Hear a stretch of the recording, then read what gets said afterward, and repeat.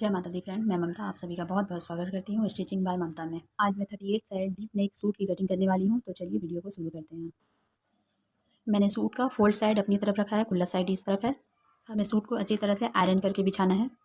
सबसे पहले हम कपड़े को सीधा कर लेंगे ताकि हमें लंबाई का निशान लगाने में आसानी हो। कपड़े को सीधा करने के बाद यहीं से हम लंबाई का निशान लगाएंगे। अब हम लंबाई का नाप लेंगे। हमें जितनी भी लंबाई चाहिए उसमें हम 1.5 इंच बढ़ा कर लेंगे। हाफ इंच कंधे में जाएगा और 1 इंच नीचे फोल्ड करने में जाएगा। और अगर आप तुरपाई कर रहे हैं तो आप 2.5 इंच बढ़ा कर लीजिएगा। अब हम लंबाई का निशान लगा लेते हैं। ये मेरे कस्टमर का सूट है जिसे मैं बॉडी नाप के हिसाब से बना रही हूँ। नीचे तरफ भी हमें कपड़े को सीधा कर लेना है।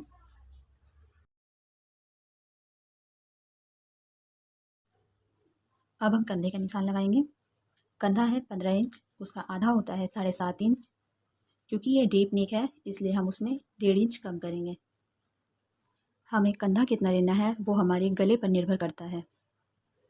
अगर गला छोटा है तो हमें कंधा बड़ा रखना होगा, और अगर गला डीप है, ज़्यादा बड़ा गला है, तो हमें कंधा छोटा रखना होगा।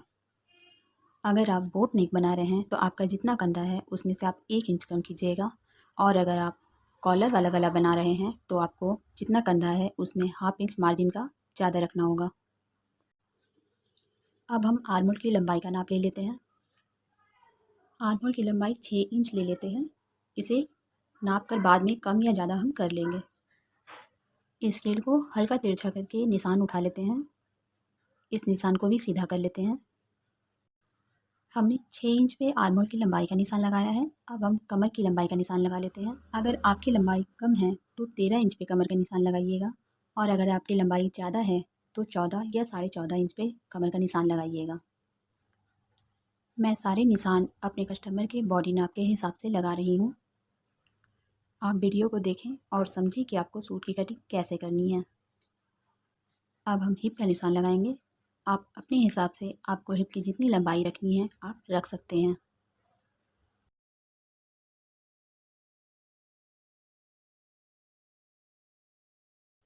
अब इन सभी निशानों को हम सीधा कर लेंगे।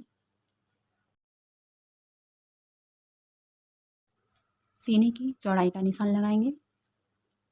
ये बॉडी नाप है इसलिए हम इसमें 2 इंच का लूजिंग देंगे। आप ऐसे आसानी से समझिए। सीना 38 इंच है, उसमें हम 2 इंच का लूजिंग देंगे, ये हो जाएगा 40 इंच। अब हम इंची टेप को इस तरह से डबल करके पकड़ेंगे और इसका आधा भाग निकालेंगे कि ये कितना आता है, और जितना आधा आएगा उसे हम फिर से आधा कर लेंगे। ये जितना आ जाएगा ये हमारा सीना का चौथा भाग होगा।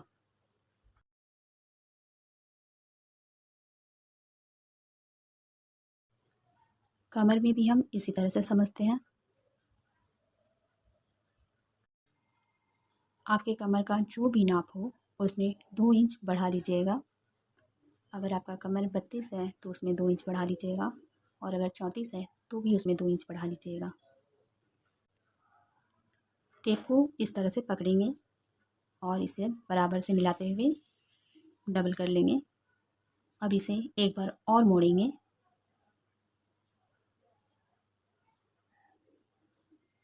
ये हमारी कमर का चौथा भाग होगा। अब हम कमर की चौड़ाई का निशान लगा देंगे। उसी तरह हिप में भी आपको 2 इंच की लूजिंग देनी है और उसका चौथा भाग निकालना है और निशान लगाना है। हमने जितना हिप में निशान लगाया है हमें नीचे भी उतना ही लेना है। जैसे हिप में 10.5 लिया है तो हमें नीचे भी 10.5 इंच ही लेना है।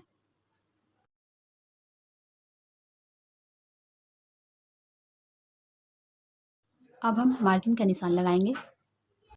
हमें कम से कम 1.5 इंच मार्जिन ज़रूर लेना है।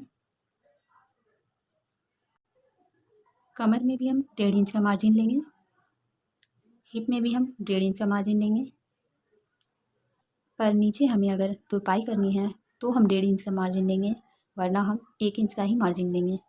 अब हम इन सभी निशानों को मिला लेंगे। हिप में हमें ऐसे सीधा नहीं मिलाना है। हिप में पहले हमें बाहर की तरफ एक और निशान लगाना है और उसमें मिलाना है। उसके बाद पहले वाले निशान से सीधा लकीर करके इसे इस तरह से करना है और इसमें हल्का सा गुलाई दे देंगे, इससे नोक नहीं निकलती है। और कमर में भी हल्का सा गोल शेप दे देंगे। अब हम मार्जिन के निशान को भी मिला लेंगे। मार्जिन में भी हम इसी तरह से शेप देंगे।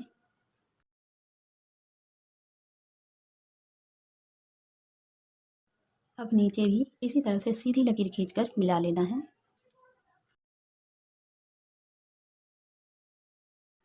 अब हम 1 इंच पे आर्म होल की गुलाई देंगे।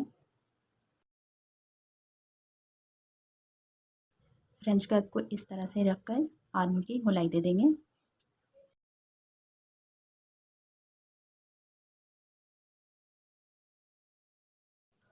अब हम नापेंगे कि हमारे आर्म होल की गुलाई सही है या नहीं। टेप को इस तरह घुमाते हुए नाप लेंगे कि आर्म होल की गुलाई कितनी आई है।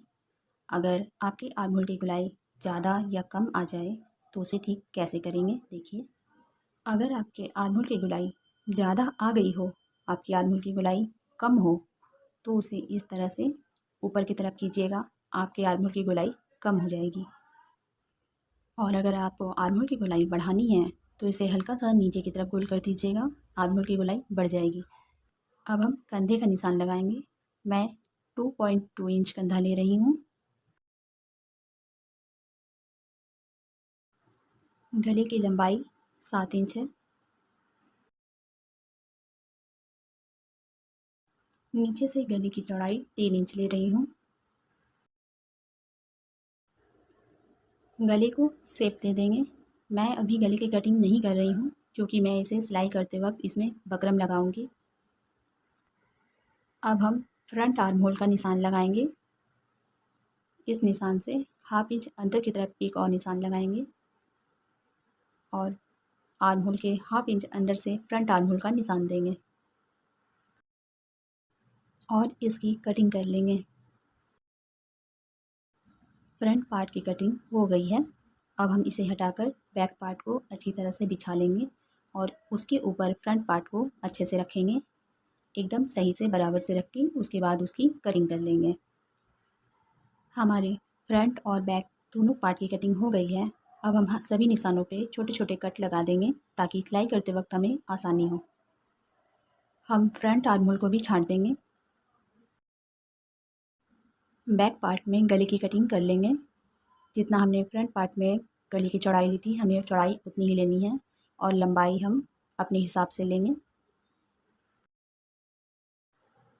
गले में बॉक्स बनाकर उसके बाद हमें गले का शेप दे देना है।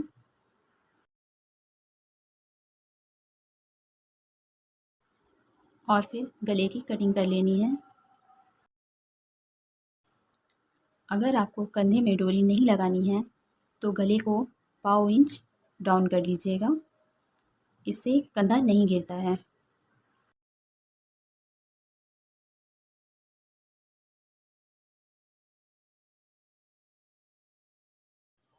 अगर आपको कोई डाउट हो तो आप कमेंट करके पूछ सकते हैं। और अगर आपको ये वीडियो पसंद आई हो तो एक लाइक कीजिएगा, मेरे चैनल को सब्सक्राइब कीजिएगा और मुझे सपोर्ट कीजिएगा। Thank you.